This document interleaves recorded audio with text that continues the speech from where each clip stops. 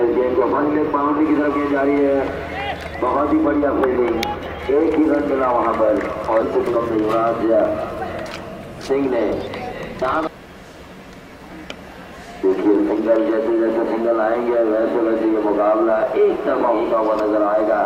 दर्शक भी लग गए ओवर की अभी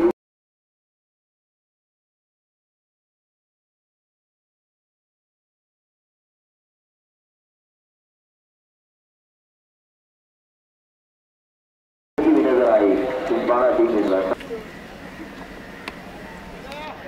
ये देखिए इस गेंद को खेला, एक रन मिला, दूसरा रन चुराने की कोशिश कामयाबी, बिल्कुल धीरे धीरे चल रहा है ये ऐसा टोटल बना क्या और ये स्कोरिंग चौड़ा